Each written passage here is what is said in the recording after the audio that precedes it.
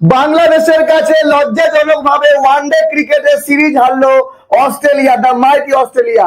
যারা ওয়ানডে ক্রিকেটের রাজা, তারা বাংলাদেশের কাছে ইতিহাসের প্রথমবার সিরিজ হেরে গেল। এটা লজ্জাজনক হার তাদের কাছে। আর বাংলাদেশের কাছে সুযোগ ছিল বাংলা ওয়াশ করার, হোয়াইট ওয়াশ করার। অস্ট্রেলিয়ার কানের পাশ দিয়ে হার চলে গেল। এই ম্যাচ বাংলাদেশ জিততে পারতো, জেতার সুযোগ ছিল, কিন্তু হলো না। কুপার কনলি অস্ট্রেলিয়ার একমাত্র ব্যাটসম্যান, যে 149 রান করেছে একাই, ওপেনিং করতে নেমে শেষে আউট হয়েছে। আর 2 ওভার আগে আউট হতে কুপার কনলি, তাহলে অস্ট্রেলিয়াকে এই ম্যাচ কেউ জেতাতে পারতো না। বিষয় হলো যে বাংলাদেশ প্রথমে ব্যাটিং করে 275 রান করে 5 উইকেটে। ব্যাটিং মিরপুরে একেবারে খারাপ হয়নি।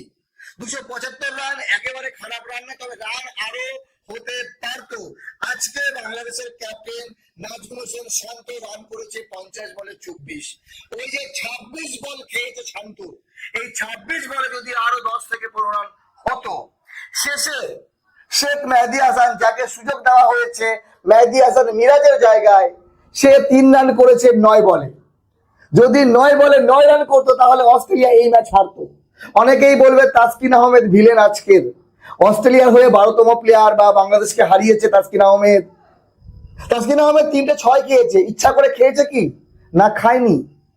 অস্ট্রেলিয়ান প্লেয়ারে 6 মারতে পারে। হ্যাঁ, তাসকিনের ওভারটা খারাপ হয়ে গেছে, 21 রান না 22 রান খেয়েছে সেই ওভারে। কিন্তু যেভাবে শেষে কামব্যাক করলো, এক সময় 266 রানে 5 উইকেট, মাত্র 9 রান লাগে অস্ট্রেলিয়ার, কিন্তু তার ভেতরে 6 রানের ভেতরে 4 উইকেট ফেলে দেয়। শরীফুল ম্যাচটা বাংলাদেশের পকেটে দিয়েছিল, 6 উইকেট নিয়েছে শরীফুল। যদি বাংলাদেশ ম্যাচ জিততো, আজকের player of the match Shoriful ইসলামী হতো। 10 ওভার বল করে 48 রান, 6 উইকেট। তো ভালো একটা ম্যাচ। হ্যাঁ, রেজাল্ট বাংলাদেশের পক্ষে যায়নি, কিন্তু এই হার বাংলাদেশের হার না, এটা বাংলাদেশের জয়। অস্ট্রেলিয়ার মতো দলকে এভাবে নাকানি চুবানি খাইয়ে দিল। অস্ট্রেলিয়ারা হয়তো কল্পনা করেনি যে আমাদের এই দুরবস্থা হবে। তো অস্ট্রেলিয়া প্রথমে পাকিস্তানের কাছে হারলো, এবার বাংলাদেশের কাছে হারলো 2-1। অস্ট্রেলিয়া টি-20 সিরিজ শুরু করবে 17 তারিখ বাংলাদেশের সঙ্গে চট্টগ্রামে। সেদিনও বাংলাদেশের জয়ের সম্ভাবনা বেশি। তবে টি-20 ক্রিকেট শর্ট ফরম্যাট, অস্ট্রেলিয়ার মারকুটে ব্যাটসম্যান বেশি আছে। বাংলাদেশি বোলারের উপর নির্ভর করলে চলবে না, তাদের ব্যাটসম্যানদের ভালো কিছু করতে হবে। আজকে ভালো ব্যাটিং করেছে তহিদ হৃদয়, 83 রান 88 বলে। সঙ্গে লিটন কুমার দাস 58 রান 78 বলে। সম্ভবত লিটন কুমার দাসের এটাই হচ্ছে প্রথম 50 রান, হাফ সেঞ্চুরি মিরপুরে।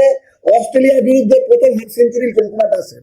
লিটন কুমার দাস ভালো ফর্মে আছে। এই সিরিজে প্রত্যেকে ভালো খেলেছে। শান্ত ভালো ব্যাটিং করেছে, লিটন করেছে, তহিদ করেছে, মুসাদ্দেক তো দুর্দান্ত খেলেছে। আজকে 56 রান 51 বলে। তো বিষয় হলো কি, আজকে শান্তর ব্যাটিং একটু স্লো মনে হয়েছে আমার। শান্ত যদি একটু ফাস্ট ব্যাটিং করতো, তাহলে এই ম্যাচ বাংলাদেশ জিততো। কারণ বাংলাদেশের রান দরকার ছিল 300, 20 থেকে 25 রান তাদের কম হয়েছে। বাংলাদেশ যদি 300 করতো, তাহলে অস্ট্রেলিয়া এই ম্যাচ কোনোভাবে জিততে পারতো না। কুপার কনলির জন্য জোরে একটা হাততালি। অস্ট্রেলিয়ার মান সম্মান একাই রক্ষা করেছে। বাংলাদেশের বাকি যদি বোলার বলি, মুস্তাফিজুর রহমান আজকে 1 উইকেট, শেখ মেহেদী হাসান 1 উইকেট এবং তাসকিন 1 উইকেট নিয়েছে। তো ভালো পারফরমেন্স দিলে রেজাল্ট ভালো হয়। বাংলাদেশের যে এই দলটা করে দেখালো, অস্ট্রেলিয়া হয়তো আজীবন মনে রাখবে যে বাংলাদেশের একটা দল ছিল যাদের এগেনস্টে আমরা ওয়ানডে ক্রিকেট খেলেছি এবং হেরেছি, যেটা হয়তো হারার কথা না অস্ট্রেলিয়ার। কিন্তু বাংলাদেশি প্রত্যেক প্লেয়ার তারা এক হয়ে খেলেছে এবং করে দেখিয়েছে। বাংলাদেশের এই জয় প্রত্যেক প্লেয়ারের, তারা প্রত্যেকে নিজের জায়গায় ভালো করেছে। আজকের দিনটা হয়তো বাংলাদেশের সঙ্গে ছিল না, বা তাসকিনের হয়তো দিন ছিল না, 3টে 6 খেয়েছে, কিন্তু রানও কোথাও না কোথাও একটু কম হয়েছে। যেই লেভেলের ভালো ব্যাটিং হয়েছে, সেই জায়গায় শান্ত যদি আরো 10-15 করতো, বা শেখ মেহেদী হাসানের জায়গায় অন্য কোনো ব্যাটসম্যান ফিনিশ করতে পারতো, তাহলে হয়তো বাংলাদেশ জিততে পারতো। তারপরেও বাংলাদেশ মিরপুরে বাংলাদেশ বাঘ। বাংলাদেশকে হারানো শুধু কষ্টকর না, প্রায় অসম্ভব। সে হতে পারে অস্ট্রেলিয়ান দল, সেটা প্রমাণ করলো বাংলাদেশের জাতীয় ক্রিকেট দল।